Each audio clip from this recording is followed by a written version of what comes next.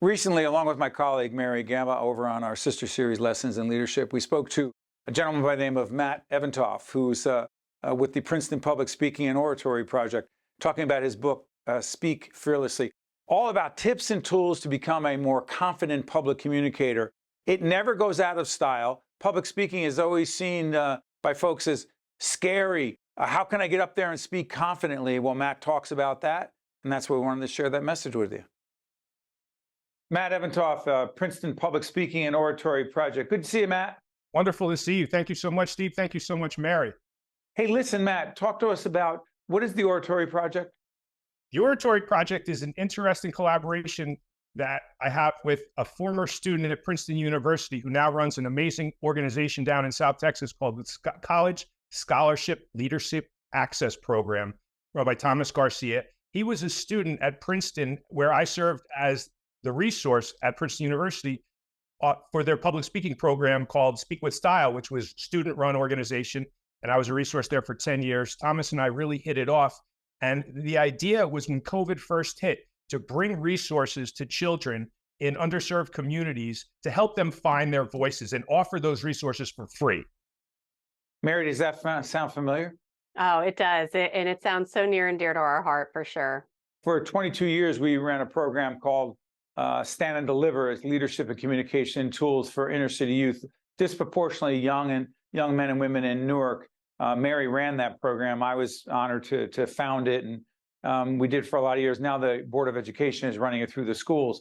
But Matt, we share that commitment to helping young people find their voice. But real quick on this, as a student of public speaking, you know it's been my world. My first book, 2001, Mary, Speak from the Heart. Thank you, Simon and Schuster. And every book since then has been, you have it? I do. Oh, you're the one. So, so here's the thing. Yeah, I know he got it on eBay for $1.50, but here's the thing. Every book, every seminar, every article, everything I've ever done has been this obsession with public communication.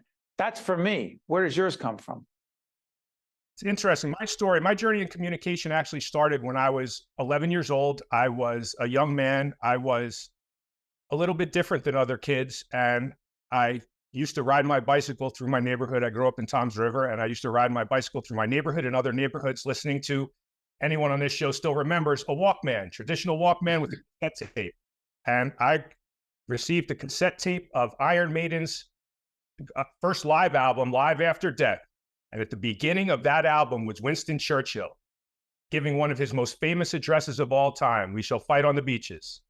And when I first put that tape in and I heard that voice, every hair on my body stood up, and the electricity I felt run through my body was something like I've never felt before. And I became a Churchophile at that point. I just became obsessed with everything Winston Churchill, became obsessed with digesting everything that Winston Churchill produced, everything that Winston Churchill said. That was obviously pre-YouTube. It was very hard to get any kind of video. I couldn't find any video, but anything I could find on audio, anything I could read. And it just became fascinating to me how one human being could change the course of history with their voice. And although my life's taken many twists and turns, as most of ours have in a career, that really was an anchoring point. And it became fascinating to me that through a mix of communication and through messaging, that a man who had a checkered political career up until that point, always the most popular guy in Britain, right, was able to save the Western world through many ways through his voice. Yeah, and you hit it on the head, Matt, with the voice is such a powerful engine, right? We can get messages across to people, we can connect with people. Why are people so afraid of public speaking? Where does that fear come from, and what can we do to overcome that fear? Because really, without sharing through voice, people cannot hear our messages. I think we all suffer from, I certainly do, and that's something I've always been nervous before crowds, and I've been doing this now for close to 22 years. And it's a fascinating conundrum that most people face, and I think it's just very odd for a person to be up in front of other people and they are the only one verbally communicating. I think one of the barriers is people don't realize that you're still having a conversation even if someone is not verbally responding. They're responding through nonverbal communication. They're responding through facial gestures. They're responding through listening, through intent focus, as you're illustrating right now, Mary. Yeah, and I'm smiling because Steve and I always say to anyone that comes to us and says, I'm really afraid of speaking in public, we say to them, are you afraid of having a conversation?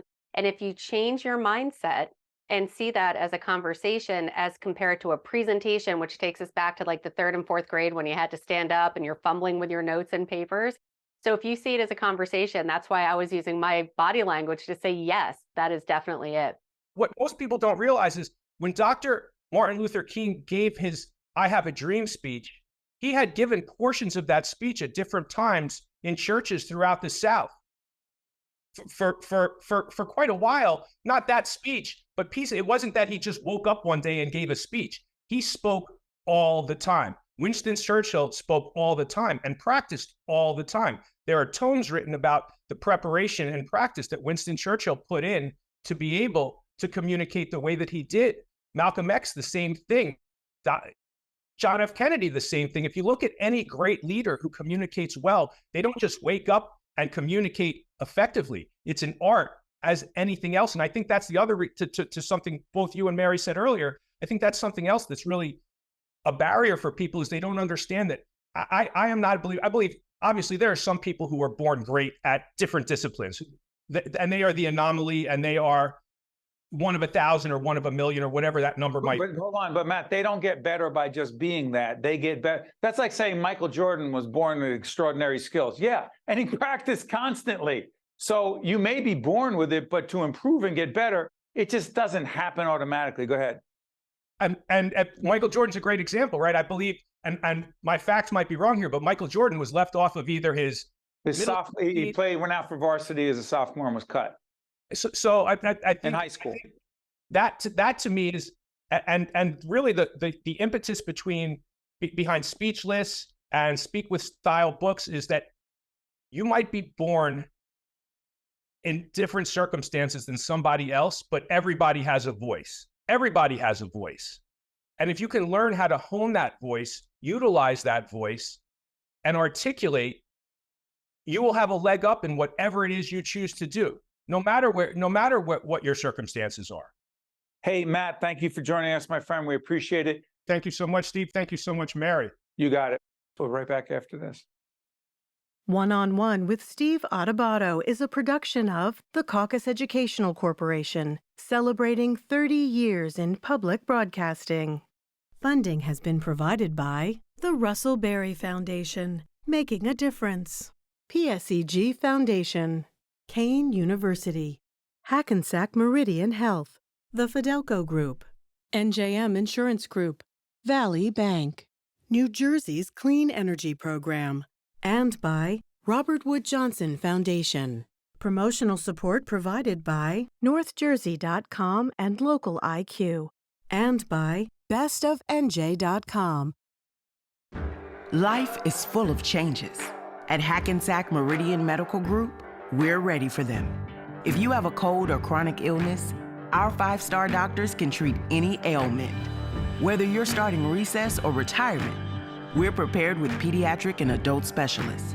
And if you just moved here, we are in your neighborhood. You now have access to a health team 1,000 strong. So no matter what or when, we're ready.